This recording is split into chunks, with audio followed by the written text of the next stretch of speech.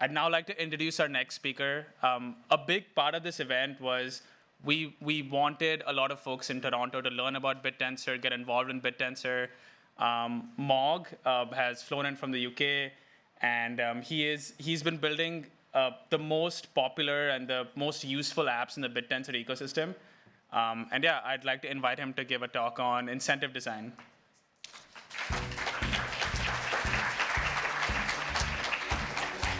That's just for the slides. Do I have to get off that then? Okay. Guy looked just like me. I'm used to bouncing around the stage, but I'll try and stay in front of this microphone. What I am here to talk about today, obviously says it here, is incentive mechanism design. I always find it a little strange when I have to do these talks to decide what I'm going to focus on. I've tried to cover the entirety of Bittensor in 25 minutes at various talks, but I generally tend to adapt to what I feel is necessary at this moment, and in such a fast-changing ecosystem. One of the priorities, I think, and especially knowing that I was doing this here in front of what is potentially a room of potential builders, people who might be looking to get involved in the network, is to understand one of the very crucial aspects of the network, which is incentive mechanism design. So this is what I've decided to go for. I will happily engage with any of you afterwards on all of the other various bits and pieces that go around this, and I'm really looking forward to throwing the microphone around afterwards for questions and bits and pieces. First of all, who am I? Mog is what I've been known as for the last 20 years or so. Maybe also what I'm not. I'm not an ML engineer. I don't have a lengthy background in AI. I've been involved in Bittensor for about 2 years. My background was web development, building companies across sectors from pharmaceutical to music events and concerts and literally every other spectrum of business that you could imagine. I would say people used to identify as my skill was understanding what people needed and then being able to deliver that. And I think that's something that's translated through into Bittensor, where I initially became involved as an investor, and then a validator, and then I understood the need to be able to visualize the network. And that's what taostats is. Taostats is essentially a visualization of the Bittensor network. Now, given that it's also a blockchain, that now incorporates a full blockchain explorer, and we are the de facto blockchain explorer. But more than that, as anyone who participates in a network will know, taostats is the first place you go when you wake up in the morning to see how your shit's going on. Is it working? Is it broken? What do you need to do? And so that's really what it is. And it's a given that with that, then obviously there's full API access to all of that data, so anyone that wants to build anything, whether it's better dashboards than the ones that we have, better understanding, automation for how they mine or validate or invest or anything they do, that's then done through taostats. On the other side of that, we have Corcel. Corcel used to have a terrible name. It used to be called BitAPAI, which was not a wise choice on my part. It was people used to call it Bitterpappy and things like this. But it was intended to be API access for the Bittensor network. It's actually become known as these cool apps on Bittensor. Hey, you can go, there's like a ChatGPT, Stability, Midjourney, 11 Labs, we'll take them all on. That wasn't the intention. Actually, the intention is to provide API access to initially the solid inference, and now as Bittensor expands, any of the commodities that might be adaptable or suitable to being used by developers via an API. So that's what it does, Corcel.io. But what it's most known for is if you go to app.corcel.io, so I've taken the inspiration now, this wasn't part of the thing, but app.corcel.io, where you can chat, you can use a mixture of decentralized experts chat that allows you to do images and code and everything within a singular app. If you find it, there's a very cool avatar app on there that allow you to upload images of yourselves. This is always the one that gets dinner parties with the parents and the kids. And put a prompt with that and it will generate cool avatars of yourself. But primarily, yeah, the reason for Corcel is API access to the Bittensor network. But I'm not here to talk about Corcel, so I'm going to go over from that one. What I am here to do is not talk about Bittensor either. As I say, I'll talk to anyone later about the greater aspect of Bittensor, and if people have questions about parts that I cover or gloss over, let me know. Because what I want to do is to talk about incentive mechanisms. Because incentive mechanisms are the fabric of what makes or breaks a subnet on Bittensor. I said I wasn't going to talk about Bittensor. Subnets are essentially the individual commodity provision or value provision elements of Bittensor. There are 52 of them at the moment, and that's an expanding number, and each one deals with solving a problem, producing a commodity, outputting value. And they're all judged individually, and they all run individually by individual teams on individual code bases. And that's what many people, this is what obviously Dippy have subnet 11, Wombo have 24, and, I'm going to be called to write, so there's 24 and 39. Thank you very much. Anyone else got a subnet here they want to call out? No, we're good. So obviously, and what happens when you're building a subnet is you need to incentivize the participants to do what you want. And this is this novel concept that it exists in areas of society, and it's been used in various different areas of society for different things. Think of the Chinese credit scoring system. It's an incentive mechanism, and there are other ways that we do this. When I grew up, I can align it to torrent sites. No one has to admit to downloading torrents, but anyone that wants to will remember there used to be sites that only let you access and download torrents if you had a seed leach ratio over a certain amount. So you were incentivized to seed torrents. Doesn't seem to happen so much anymore, but it was early aspects of incentivization without remuneration through assets. But as I say, the incentive mechanism now is really the success or failure point of a subnet, and understanding what it is that you're doing. Because what you're doing is you are incentivizing a bunch of participants to do something, to complete a set of actions based on criteria that you have. So the success and the incentivization of getting you guys here was, hey, we'll provide a bunch of speakers. All you've got to do is get through the door and pass the rather stringent security checks. And your reward, if you complete that and you end up with your bum on the seat, is that you will receive knowledge. It's a very basic incentivization network that we've got going on here. But that is where we're going. You want a bunch of participants to perform an action for you. And if they all do that, you'll reward them. And that would look something like this. This is what we call an incentive curve. You all got your bum on the seats. These are the guys who are a little bit late. And that's the guy that's still at the door who couldn't get through because his name wasn't on the list. But it's a very, very simple incentivization mechanism where you've done it, great, well done, you haven't. But that's not optimum. That's not where we want to go with incentive mechanisms. Because that just basically provides a lack of competition and stagnation. And the beauty of something like Bittensor, or a decentralized, incentivized network, is that it promotes evolution. Darwinism kind of theory of evolution, that the strongest survive and bring up the benchmark and the bar for the others to follow. And that's really where the beauty and the power and understanding the design of a good incentive mechanism really comes into play. And what does that look like? Well, it can look even better than this. But what we see here are participants at the end excelling, receiving a much higher score, a much higher level of incentivization versus those tailing off at this end. And there's many variations of this. I have to say, I stole this quite quickly and didn't look through all 51. I stole it from taostats, but 51 sites. And ideally, you would even see an even greater tail off. And there's arguments to this. There are some incentive mechanisms that heavily reward those at the top end and don't distribute the incentive along. There are some that prefer a steeper curve, some that prefer much more sharp ticks on either side. But what this is doing is pulling everyone towards the highest level. Now, it's not a continuous cycle of improvement. Like anything, I mean, we can see this when GPT launched 3.5, the industry went, oh, fucking hell, okay, we've got a lot of catching up, and there was a stagnation in the industry while everyone starts to catch up. And then you get this snowballing effect, and now we've got the llamas, we've got the Geminis, and once again we're starting this process of acceleration of advancements, and also as compute and access to compute increases. But what we do with these incentive mechanisms is we're constantly pulling, in a kind of nasty way, we're kicking off the ones at the bottom, but everyone else we're pulling up with us for constant improvement, a constant evolution of quality. And this is really where the power is. And ways we can do this, of course, are through refined scoring criteria. So obviously we're very used to weighting people, scoring people. What if I didn't just score you on getting your bum on the seat? Wasn't mine. But I also scored you on how early you were in here, how many people you talked to and networked with, what time you got into your seat here, whether you were on your laptop taking notes or not, whether you were on your phone replying to your mum about something. You know, a whole set of criteria that I could then score the best participants of this talk.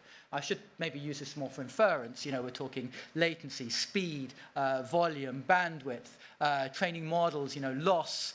There are criteria that can apply to anything. Price prediction, how accurate you were to the eventual price, sports betting outcome, did you know, the volume of correct outcomes that you received. It's very difficult for me to, I try and avoid just referring to inference, because in some aspects, I won't say inference is the lowest hanging fruit, but it's the easiest one to understand and the easiest application to something like Bittensor, but it's only the tip of the iceberg. You know, it's like we were at this stage where 98% of applications that were AI were all built on GPT endpoints a couple of years ago, and that's basically what everyone in the public eye considered AI to be. You had AI researchers being very upset about this in the background, but that's what the public perceived. So I don't want Bittensor to be just about inference. There are so many other applications that you can use for a network like this. And once you get past this defined criteria, you can break that down even further into tasks. So what if I didn't score you on today? What if I scored you on those extended criteria, but a bunch of talks that you went to over the next month? And then I can build up, and you can choose. You could go to a couple of those talks and perform really well, be on time, be in your seat, do all the whatever criteria I set for you. Or you could go to all of them and perform average, show up just about on time, get in there with everyone else. And that will be up to you as to how you form the criteria. And to be honest, it would be my choice as to what criteria I'm going to judge you on as participants. What's important to me to get the best value? And in this example, and I'm actually making this example up as I go along because I hadn't planned it, what is my criteria for how you should essentially be scored from coming to talks like this? What do I want to do? I want you to absorb information. I want you to go out there later and disseminate this information. I want you to be motivated by it and build. So actually my criteria, I don't care what time you got through the door, and I don't actually care what time you got in your seat. I care you were in your seat. But I do care how much of this information you absorb, whether you go to Corcel.io or Bittensor.com, because this shows that you're interested. You know, I can actually make up these criteria and I can change these criteria. They're ever evolving. If you all start to fulfill my criteria, I can evolve them, I can change them. I can now say, right, well, I also want you to bring with friends. I want you to bring with friends who score highly as well. And then it gets a bit more finite and depends on what your problem is. But I'm trying to apply and inspire incentive mechanism design to what I have sitting in front of me. But obviously, in application, this applies to solving problems within a distributed AI network. And I say AI network, it's not true. Bittensor isn't only about AI. What Bittensor provides is distributed compute at scale. If someone says I've got a 250 GPUs, or better, I've got 250 access points to multiple GPUs, what problems are you going to solve in today's society? Most of the problems that require a lot of GPU compute, especially within the current popular narrative, are AI-based, but not all of them. You could build a 3D rendering network on Bittensor. Anyone else got any problems that require, any businesses that require huge amounts of GPU to run? Protein folding. There you go, protein folding doesn't require, there you are. You kept very quiet on the subnet thing there. We've got subnet 25, protein folding, dealing with, and Google also obviously very involved in this. It's not an AI problem as such, but it lends itself to huge amounts of GPU. And if you can accelerate and incentivize the folding of proteins, then obviously we can push forward science and whatever comes. I don't feel like I'm going to take over this talk on your behalf. I'll give you a mic later. So it's not just AI related, it's distributed compute lent towards GPUs. There are subnets and people who design incentive mechanisms that don't require GPU. Some of them work because of their nuances, but it's a bit like restricting everyone on a torrent network to using a 56K modem. It doesn't tend to push the network forward because the whole benefit of having distributed compute is that we have exponential access to this power. So here we are. So where are these tasks coming from? Who's me within this network? The person setting this. Subnet owners and validators. And validators, and I said I wasn't going to talk too much about the Bittensor architecture, but all of these subnets are made up of two participants, miners and validators. Miners, not in the traditional sense, are performing the required task in the hope of doing it correctly and receiving reward, and the validators are doing two things. They are assigning those tasks to the miners, and therefore judging and scoring them, but also providing a gateway to allow others to assign those tasks, which I'll come to in a minute. And so one of the things you have to think about, and I say how diverse is the source of data. If I'm setting a set of tasks for you, how am I judging you? What am I judging you on? And can you figure that out and cheat? Because, gamification, let's not call it cheating, let's call it gamification of the incentive network. If in my incentivization for you to come here only judged you on your badge coming through the door and all these criteria, you might figure out very quickly that you can hire someone to go and sit in these seats for you. You don't have to show up.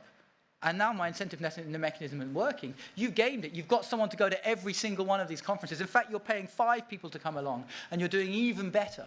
And suddenly my incentive mechanism is broken.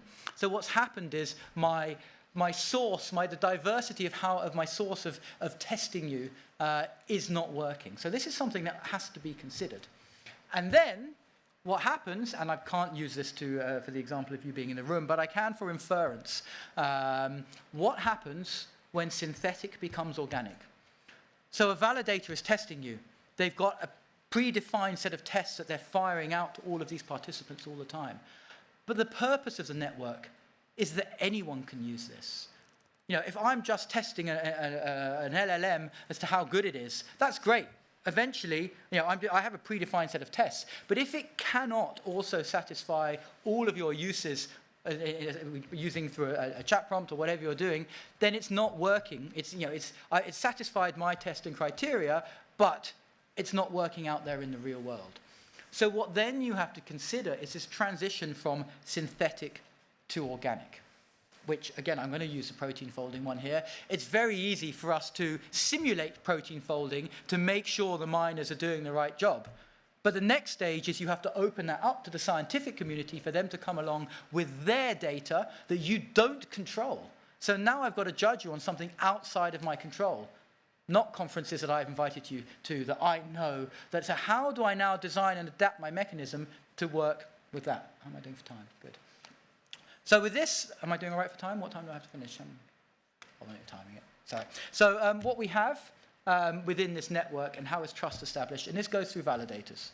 And validators within the Bittensor network establish trust through, having skin in the game, but because that access, their power, their bandwidth, and essentially the value of their opinion is governed by stake. And stake is assigned by other participants of the network. Essentially, you build your responsibility and your power through trust. And what I mean by that is, if I was to not do this alone, and I would be judging you with other members of the team, the power of their vote would be governed by their experience or how important other people had, the importance other people had assigned to them. And this is where something called UMA consensus comes in. I don't know if anyone's heard of UMA consensus. If you've heard of Bittensor, you've heard of UMA consensus. It's a very interesting consensus mechanism that essentially gives you weight-staked voting. So the more weight you have, the more stake you have, the more weight your vote has. But it takes into account consensus. Having a lot of weight and a lot of stake means nothing if you disagree with everybody. What we're looking for is to achieve consensus between all participants. However, we do give slightly more weight to those that have been assigned more trust and more value with their vote. providing you all agree. So it's complicated to explain just like that in words. I'm not going to make this a presentation on Newman consensus. I can provide multiple examples later over tea or over a glass of wine. But it helps to establish trust. And this is further pushed through something called child keys. Now, the only reason I put this in is it's just come out. And to those that want to build and develop within the network, it really helps to push decentralization and opportunity. One of the criticisms you might hear of the Bittensor network is, oh, there's just a small bunch of validators and they control everything and they're the ones that decide who makes it and who doesn't. And without a validator's help, you can't build, you can't do something, you can't access the intelligence that you're building. Child keys has changed that massively because now these validators can take that trust and responsibility that they've earned and the access that they've earned, and they can give it off to anyone. So if you want to build a subnet, you can ask a validator, and if they believe in your idea, they can give you the bandwidth to really access and play with that subnet and to play and access that commodity. And even better, if you have experts that come in, I'm going to go back to protein folding. Let's assume the protein folding subnet guys say, hey, look, GlaxoSmithKline want to come in and use our subnet, but they want to do it in-house. They want their own validator. What can we do about that? Easy. We'll give them 200K stake. It'll give them massive amounts of bandwidth, and now they can run their own infrastructure on it.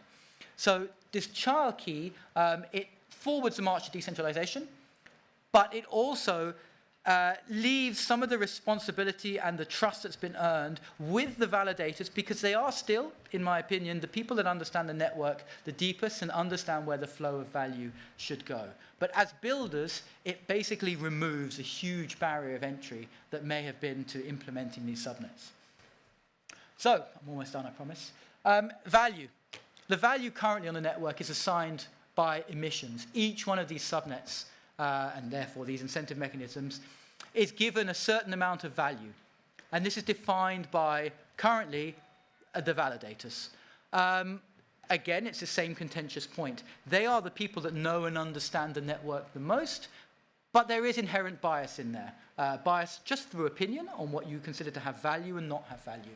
Because value is, at the moment, objective. However, where Bittensor is moving towards is 100% pure market-driven value assignment. And over the next couple of months, they will be introducing something called RAW. Previously, you would have heard it referred to as dynamic tau. And that will allow everyone to assign value. So no longer will you have to, or everyone that chooses to assign value, no longer will you have to prove to a closed circle that your idea it has value.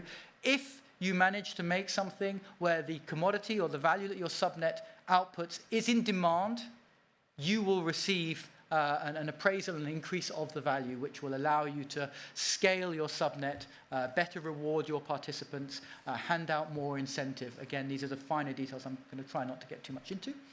But what this does, and the reason I mention this, is it puts a principal priority on knowledge.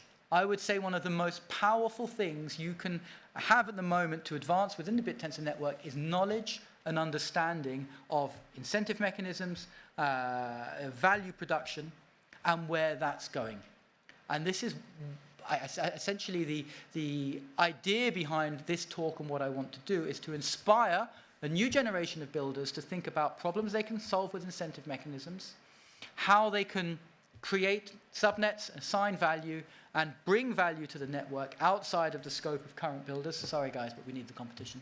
And to spark imagination on solving new ideas, because this is not a question of, which we often have seen in the blockchain ecosystem, of coming up with a problem and then thinking of a solution when there wasn't a problem in the first place. There are huge ideas out there and problems that we can solve and optimize with distributed incentivized compute that I really look forward to engaging with in the future. Done. That's it. Done.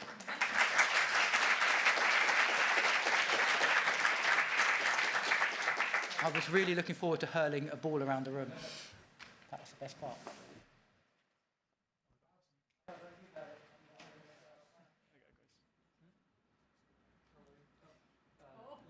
Anyone with a hand up?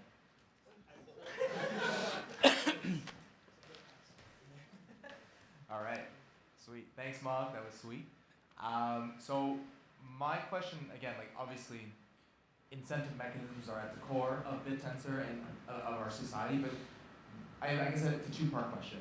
What's one thing that you think that people get wrong about designing incentive mechanisms within Bittensor? And is there anything that sort of goes against your natural intuition about what will work in maybe in our typical economic world that maybe only works in Bittensor or vice versa? Okay, what people get wrong, I would say, through a lack of education, is standing on the shoulders of the wrong giants. The network is leveling up. And in order to, if you're coming on board, the beauty of it being completely open source is all of the repositories for all of the subnets are out there. And people come with an idea and an understanding of how they want to execute that idea idealistically, without potentially doing enough research as to what's gone before them in Bittensor, the mistakes that other people have made, and who has evolved their code bases and subnets to create solutions to these problems and take things to the next step. And what I would advise people to do is to identify and research and do due diligence on those subnets, look into those code bases and understand what you want to pull out and improve. Because if you just go to Google how to make a subnet, you'll probably end up with a subnet template code that was released by the foundation over a year ago. And I sometimes see subnets come out with this and you sort of go, God, here we go. You're starting already at a disadvantage. Whereas there are new code bases out there and subnets to copy to step up. And I think as a multiple subnet or involved in multiple subnets, you would have seen that yourselves. And so the second question was, can you go back to? Yeah, is there anything that you know of? I mean, it could be no, but is there anything that you know of that particularly works well within Bittensor that maybe goes against your intuition that what could work? For example, you give this example of people coming into the auditorium and being grading on particular metrics. Is there anything that you wouldn't think of that works? Yeah, actually, we were talking about this earlier. It's perspective on an idea. So there's been a huge movement within Bittensor towards predictions, price predictions, sports betting predictions, outcome predictions in life. And the immediate perspective on this was very binary. If you can get it right, if you can correctly predict Bitcoin price, if you can correctly predict the outcome of a sporting match, then this will have so much value. Everyone can understand that. You can predict the price of Bitcoin. Fuck yeah.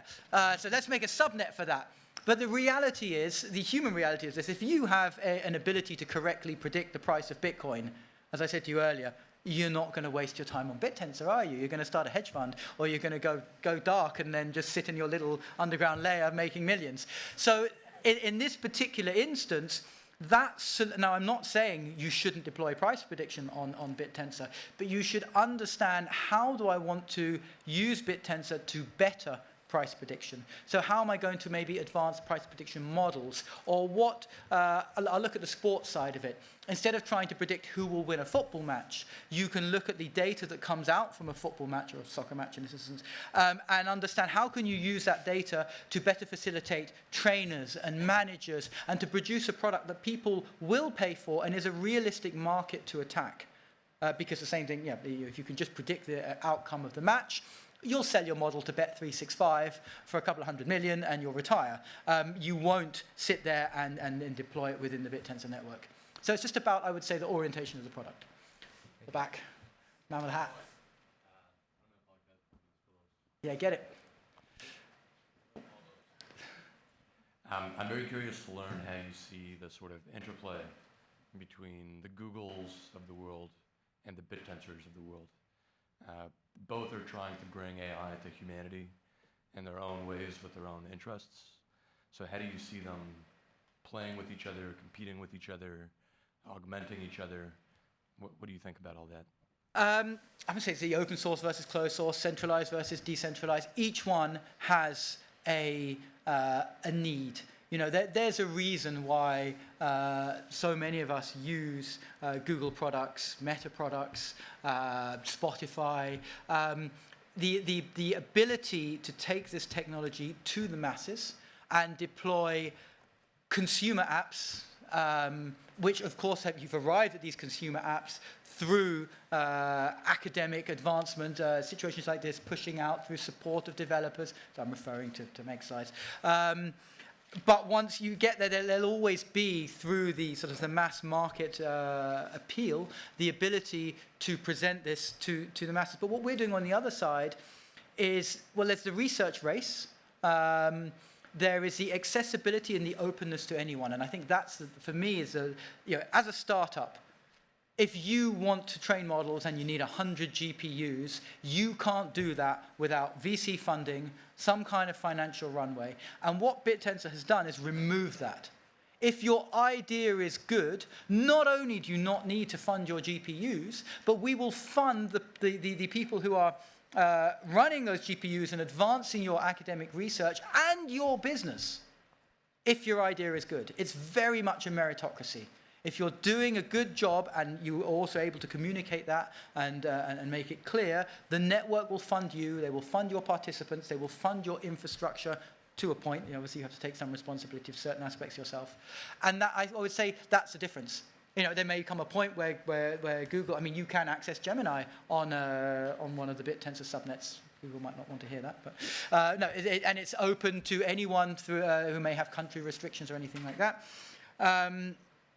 So yeah, I would say that's the difference. And there will probably come a time when the Googles and the OpenAIs and the Metas may want to deploy something on a subnet, whether it's an ability to optimize something that they're doing or to have that open source, decentralized outreach. Let's see. Yeah, go on. Yeah. And we'll do one last question and then... I've got we have someone. Is this a speaker? Okay, yeah. Let's someone on the balcony. So I had some questions because when it came to incentive structures and everything, my brain sort of read it as like value alignment and especially AI alignment, and that seems to be one of the biggest things that always comes up in news headlines and everything. And has Bittensor, is that something that Bittensor is looking into? Because one of the things that I find with a lot of research is that like Google or OpenAI or Anthropic, with their closed source models, often will release research but then sort of give it out to the public for other companies to sort of pick up.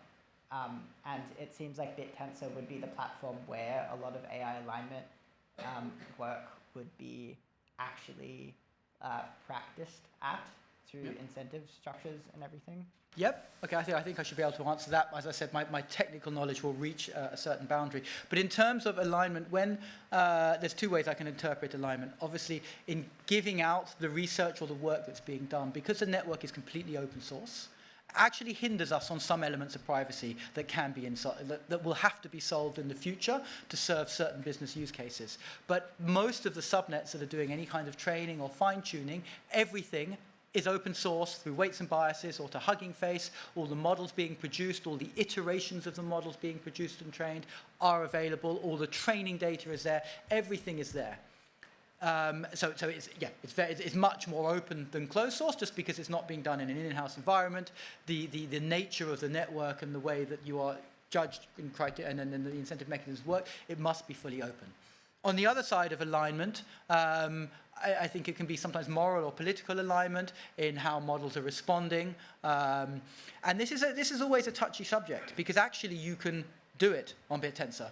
But what has been avoided, I would say, purposefully by participants, we've done it ourselves at Corcel, is at this stage, the greater value of the network is much more important than making a controversy-free or an open LLM or an open image generation. We made very, very specific choices in the very beginning that we were going to have strict not safe for work filters. We could take them off. Someone spoke to me today, I want to do a completely open model, a completely non-biased model on Bittensor. I actually could go a lot deeper down the rabbit hole. I could do a whole presentation of what is a non-biased model and what do you mean by non-biased.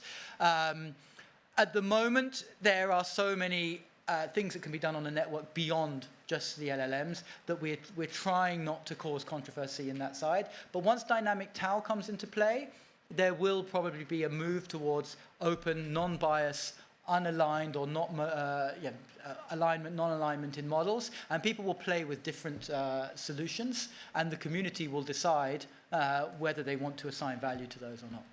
That's the question. Thank you.